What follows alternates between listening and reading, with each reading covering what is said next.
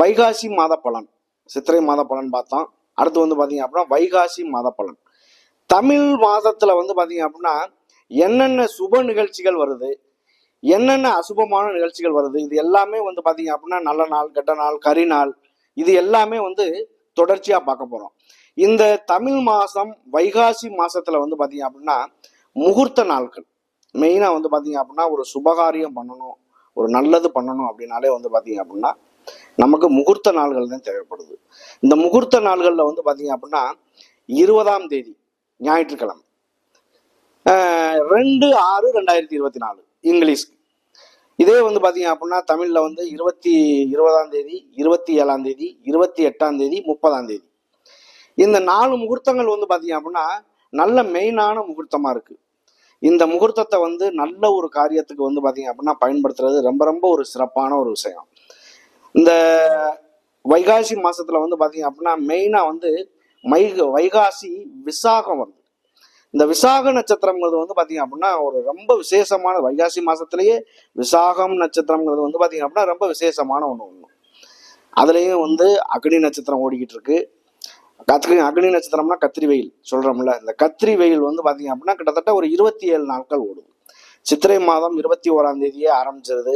அதாவது 4/5/2024 ஆரம்பிச்சு வைகாசி அதாவது வந்து 18ஆம் தேதி முடியுது.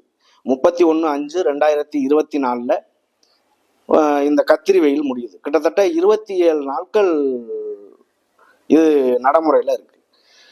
இது கத்திரி வெயில்ல வந்து வெயிலினுடைய தாக்கங்கள் கொஞ்சம் அதிகமாகவே இருக்கும், கண்டிப்பாக இருக்கும்.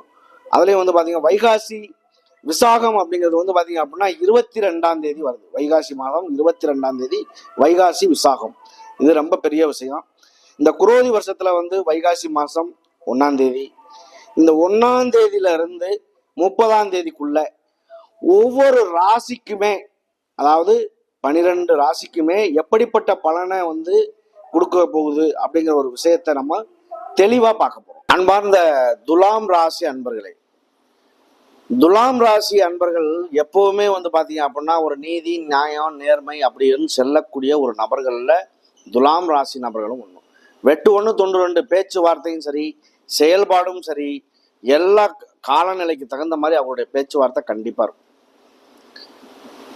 இந்த துலாம் ராசியை பொறுத்தவரை வந்து பாத்தீங்க அப்படின்னா அதனுடைய சிம்பிள் வந்து பாத்தீங்க அப்படின்னா அந்த ராசியினுடைய சிம்பிள் துலாக்கோல். இங்கிட்டும் சாயாது, இங்கிட்டும் சாயாது. அவங்களுடைய பேச்சு வார்த்தை, நீதி, நியாயம், நேர்மை நிறைய பாருங்க. ஆசிரியர்கள், ஜோதிடர்கள், வக்கீலு, நீதிபதி, கோயிலில் வேலை செய்யக்கூடிய குருமார்கள், துலாம் ராசிக்காரங்க நிறைய இருப்பாங்க. ஏன் அப்படின்னா அவங்களுடைய பேச்சு வார்த்தைகள் எல்லாமே ரொம்ப ஒரு அணுகுமுறைகள் எல்லாமே நல்லா இருக்கும். இந்த துலாம் ராசியில வந்து பாத்தீங்க அப்படின்னா அதனுடைய ராசிநாதன் சுக்கிர பகவான். அதே மாதிரி ஒரு டீசெண்டான வாழ்க்கை, நல்ல சின்ன குடும்பமா இருந்தாலும் அது வாழ்க்கையில ஒரு நல்ல ஒரு மாற்றங்கள், ஒரு சுத்தபத்தம், ஒரு சுகாதாரமா வாழ்றது, இது எல்லாமே கடைபிடிப்பாங்க. அப்ப இந்த துலாம் ராசி வந்து எப்படி இருக்கு அப்படிங்கிற ஒரு விஷயத்த இந்த வைகாசி மாத பலன் அப்படிங்கிற ஒரு பலன்ல நம்ம பார்ப்போம். நீண்ட நாள் பயணம் செய்யக்கூடிய கிரகங்களான சனி பகவான், ராகு, கேது, குரு பகவான். இதுல சனி பகவான் வந்து உங்களுடைய ராசியில உச்சமாகக்கூடிய ஒரு இடம் துலாம் ராசி. உச்சம்னா என்ன? ஒரு கிரகம் நீசம் பெறுது அப்படின்னா 0% தான் மதிப்பு. அதே கிரகம் வந்து பாத்தீங்க அப்படின்னா ஆட்சி பலம் பெறுது அப்படின்னா 100% மதிப்பு. அதே கிரகம் வந்து உச்சம் பெறுது அப்படின்னா, இப்ப சுக்கிரன் இருக்காரு அப்படின்னா சுக்கிரன் வந்து பாத்தீங்க அப்படின்னா மீன வீட்டுல வந்து ஒரு உச்சம் பெறுவார். அதே அவருக்கு பாக்கியஸ்தானமாவோ ஒரு பூர்வ புண்ணிய ஸ்தானமாவோ இருக்கு அப்படின்னா அவருக்கு அதை விட ஒரு பெரிய விஷயமே இல்லை. அந்த உச்சம் பெற்ற கிரகத்தினுடைய தசாபுத்தி காலங்களோ இல்ல கோச்சார காலங்களோ இல்ல விதியினுடைய ஜாதகத்தினுடைய அமைப்பிலோ நல்லது நடக்குது அப்படின்னா அவன் வாழ்க்கையில செல்வந்திரன், எந்த விதமான குறைபாடுகள் இருக்காது. சம்பாரிச்சிருவாப்புல, நல்ல மனைவி, நல்ல கணவன், வாழ்க்கையில சந்தோஷங்கள், வீடு வாசல், இந்த மாதிரி எல்லா சகல செல்வங்களையும் பெற்று பெருவாழ்வு வாழ்றாரு அப்படின்னா அவருக்கு கிரகங்களுடைய அமைவு நல்லதா இருக்கணும். அப்படிப்பட்ட சனி பகவான் உங்க ராசியில உச்சம் பெறும் பொழுது, உங்களுடைய ராசியில ஒரு பாக்கியஸ்தானமான இடமான இருந்து உச்சம் பெறாரு, 1, 5, 9, 3, 7, 11 இந்த மாதிரி எல்லாம் உச்சம் பெறாரு அப்படின்னா, ஒரு நல்ல நிலையில வர்றாரு அப்படின்னாலே கண்டிப்பாக உங்களுடைய நிலை உயரும். அந்த நிலையாகப்பட்டதை தக்க வச்சுக்கிறது அப்படிங்கிறது பாத்தீங்க அப்படின்னா அவரவருடைய கர்ம வினையை பொறுத்து. கோடி கோடியா பணம் அடிச்சாலும் அந்த பணத்தை விட்டுட்டு சும்மா இருக்கிறவங்களும் இன்னைக்கு இருக்காங்க. கொஞ்சம் கொஞ்சமா கிடைச்சாலும் சிறுக சிறுக பயன்படுத்தி கோடீஸ்வரனா வாழ்றவங்களும் இன்னைக்கு இருக்காங்க. அப்படிப்பட்ட காலத்துல இந்த இது நல்லதா அமைகிறதும் கெட்டதா அமைகிறதும் அமைஞ்சாலும் அமையாட்டியும் வாழ்க்கையை நல்ல முறையில கொண்டு போகக்கூடியது அவரவருடைய கர்ம வினையை பொறுத்து. நான் சொல்லக்கூடிய பலன் பாத்தீங்க அப்படின்னா ஒரு சிலருக்கு பொருந்தும், ஒரு சிலருக்கு ஒரு 80% பொருந்தும், பொருந்தாது. ஆனா அதனுடைய நிலை பாத்தீங்க அப்படின்னா உங்களுடைய ஜனன ஜாதகம் விதி ஜாதகத்தை பாருங்க. அந்த விதி ஜாதகத்துல இந்த கிரகங்களுடைய அமைப்பு எப்படி இருக்கு அப்படிங்கிறத பாருங்க. ஒருத்தருக்கு பார்த்த உடனே இது நல்ல ஜாதகம், கெட்ட ஜாதகம், பூரண ஜாதகம், சரியில்லாத ஜாதகம் அப்படின்லாம் சொல்றதுக்கான காரணம் என்ன? இந்த கிரகங்களுடைய அமைவை வச்சுதான். ஒரு ஜாதகருக்கு லக்கணமோ ராசியோ நல்லா இருந்து அந்த லக்கணாதிபதியோ ராசி அதிபதியோ நல்லா இருந்தால் எத்தனை கெட்ட கிரகங்கள் அவரை பார்த்தாலும் ஒண்ணுமே பண்ணாது. லக்கணாதிபதியோ ராசி அதிபதியோ கெட்டு போயிட்டால் எத்தனை நல்ல கிரகங்கள் அவரை பார்த்தாலும் பலன் இல்லை.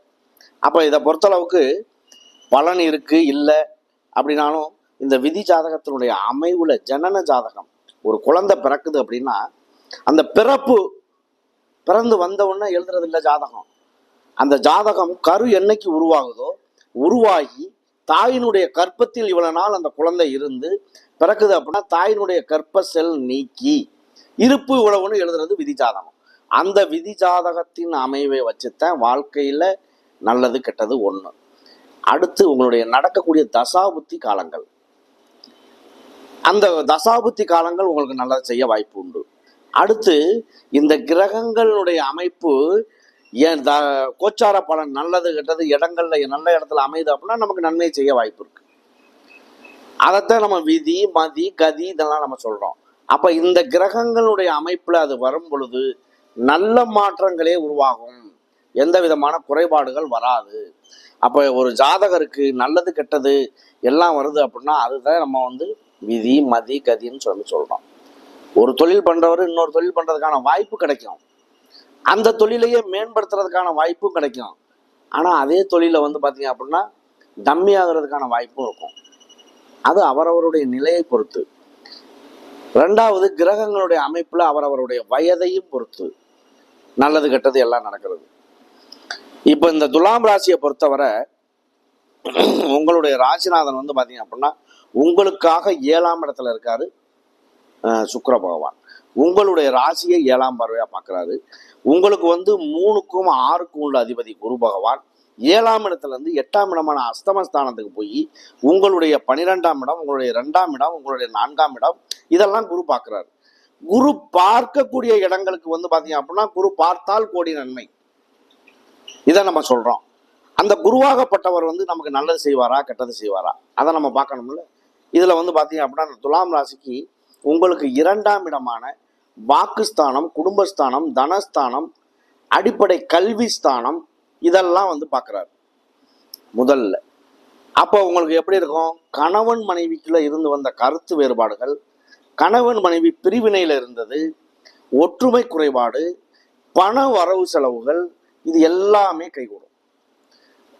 ஒரு ஜாதகத்தை பொறுத்தளவுக்கு 2ஆம் இடம் வலுக்குத்து நல்ல நிலையில இருக்கு அப்படின்னா ரொம்ப பெரிய விஷயம். அது ரொம்ப ஒரு நன்மையை தரக்கூடிய ஒரு இடம். 2ஆம் இடங்கிறது தனம் அப்படின்னா பணம், வாக்கு, நீங்க பேசக்கூடிய வார்த்தைக்கு ஒரு மதிப்பு மரியாதை இருக்கு அப்படின்னா அதை விட பெரிய விஷயம் என்ன இருக்கு? குடும்பம், வருமானம், அடிப்படை கல்வி, படிப்பு இது எல்லாமே இந்த 2ஆம் இடம் தான். அப்ப அந்த 2ஆம் இடம் நல்லா இருக்கு அப்படின்னா எந்த வகையிலாவது குறைபாடுகள் வருமா? வர்றதுக்கான வாய்ப்பு இல்லை. அடுத்து பாத்தீங்க அப்படின்னா உங்களுடைய 4ஆம் இடம் மகர வீட்டை பார்க்கறாரு. 4ஆம் இடம் அப்படிங்கிறது வீடு, மனை, வண்டி, வாகனம், தாய் இதெல்லாம் நம்ம சொல்லக்கூடிய இடம். இந்த 4ஆம் இடத்தை பொறுத்தவரை வண்டி வாகனங்கள், பழைய வண்டியை புதுசாக்குறது, புனரமைக்கிறது, பழைய வீட்டை வேலை பார்க்கறது, தாயினுடைய உடல்ல இருந்து வந்த உடல்நிலை சரியில்லாம இருக்கு அப்படின்னா அது சரி பண்றது. அப்ப இதெல்லாமே வந்து பாத்தீங்க அப்படின்னா ஒரு நன்மையை தரும்.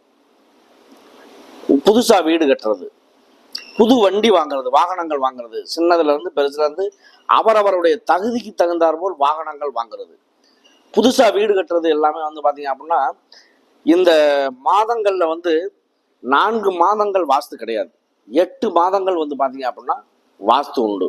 இந்த 8 மாதங்கள்ல 1.5 மணி நேரம் வாஸ்து இருக்கு அப்படின்னா அதுல 18 நிமிஷங்கிறது ரொம்ப முக்கியம். வாஸ்து வந்து அந்த 18 நிமிஷத்துலதான் தாம்பூலம் தரித்தல், அந்த நேரத்துல நம்ம வாஸ்து பண்றோம் அப்படின்னா வீடு இந்த 4ஆம் இடத்தை குரு பகவான் பாக்குறதுக்கும் வீடு வந்து பாத்தீங்க அப்படின்னா சரசரன்னு எழும்பி வந்துடும். கடன் வாங்கினாலும் வீடை கட்டிடுவோம், அப்புறம் கடனை கட்டிடுவோம். இது நடந்துதான் தீரும். அதுல எந்த விதமான மாற்றம் இருக்காது. அப்ப இதை பொறுத்தவரை இந்த துலாம் ராசியை பொறுத்தவரை சித்திரை நட்சத்திரம், சுவாதி நட்சத்திரம், விசாக நட்சத்திரம், இந்த 3 நட்சத்திரங்கள் உண்டு.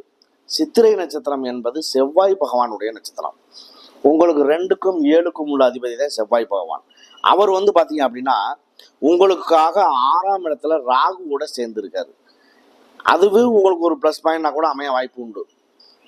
ஆனால் இந்த 2க்கும் 7க்கும் உள்ள அதிபதி செவ்வாய் வந்து பாத்தீங்க அப்படின்னா நிலத்துக்கு சொந்தக்காரன், இடத்துக்கு சொந்தக்காரன். கண்டிப்பா இந்த மாதிரி ஒரு நல்ல நேரங்கள் நடக்கும் பொழுது கையகலை இடம், ஒரு பிளாட்டு, வீடு கட்டுறதுக்கு பிளாட்டு, வீட்டிடம் வாங்குறது, விவசாயத்துக்கு இடம் வாங்குறது, இந்த மாதிரி எல்லாம் கூட அமையறதுக்கு வாய்ப்பு உண்டு. அவரவருடைய தகுதிக்கு தகுந்தார் போல் விவசாயம் பண்ணி பெருசா இடம் ஏக்கர் கணக்கில் வாங்கணும் அப்படிங்கிற ஒரு எண்ணம் இருந்து பண்றாருன்னா பணம் அதிகமா இருக்கணும், வாங்கிடுவாரு. இல்ல வீட்டு இடமே வாங்குவாரு. வீட்டுக்கு பக்கத்திலேயே அமையும் வீடு இருக்கும், அந்த வீட்டுக்கு பக்கத்திலேயே வந்து பாத்தீங்க அப்படின்னா கிடைக்காத ஒரு விஷயம் பக்கத்துல இடம் கிடைச்சிடும். அப்ப அது அவருக்கு பெரிய சந்தோஷம் தான். அந்த மாதிரி வாய்ப்புகள் கிடைக்க வாய்ப்பு உண்டு. ராகுவோட இருக்கிறதுனால பிரம்மாண்டப்படுத்துவார். இதே இது ராகு செவ்வாய் வந்து பாத்தீங்க அப்படின்னா யுத்தகாரகன், 2மே சண்டை போடக்கூடிய கிரகம். இதுல எந்த கிரகங்கள் வந்து அதிக டிகிரி வாங்குதோ அது பலசாலியா வரும், எந்த கிரகம் பலம் டிகிரி கம்மியா வருதோ பலம் இழக்கும். அதுல பலம் இழக்கிறது வந்து பாத்தீங்க அப்படின்னா தோல்வியை சந்திக்கும், பலம் பெறுறது வந்து உயர்வை வெற்றியை சந்திக்கும். அப்ப இவருடைய வேலையும் அவர் தான் வாங்கி செய்வார், செவ்வாயுடைய வேலையும் ராகு தான் செய்வார், அப்படிங்கிற ஒரு கண்டிஷனுக்கு வந்துடும். அப்ப இந்த சித்திரை நட்சத்திரம் செவ்வாயுடைய நட்சத்திரங்கிறதுனால இந்த வைகாசி மாசத்துல 22ஆம் தேதி வந்து பாத்தீங்க அப்படின்னா விசாக நட்சத்திரம் வருது.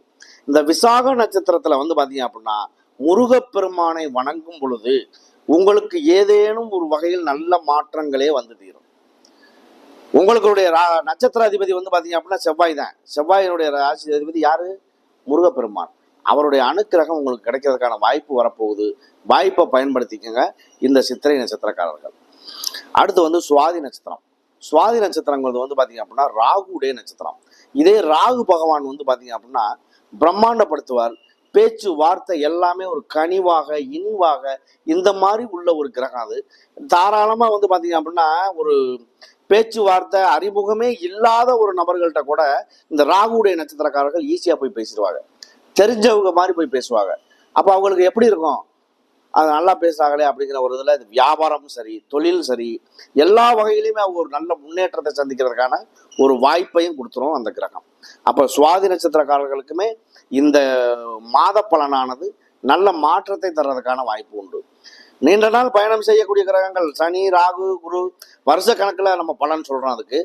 இதுல வந்து பாத்தீங்க அப்படின்னா சூரியன், சுக்கிரன், புதன், செவ்வாய் 45 நாள் பயணம் செய்யக்கூடிய கிரகம். இதெல்லாம் மாதக்கோள்கள். இந்த மாதக்கோள்கள் வந்து அதை பயணம் நீண்ட நாள் பயணம் செய்யக்கூடிய கிரகம் வருஷ கணக்குல என்ன அள்ளி கொடுக்குதோ அதை மாத கணக்குல அள்ளி கொடுக்கக்கூடிய ஒரு வேலையை செய்யக்கூடியது மாதக்கோள்கள். அதனாலதான் நம்ம சித்திரை மாசம், வைகாசி மாசம், ஜனவரி, பிப்ரவரி இதெல்லாம் மாசத்துல மெயினா பாக்குறதுக்கான காரணம் அதுதான்.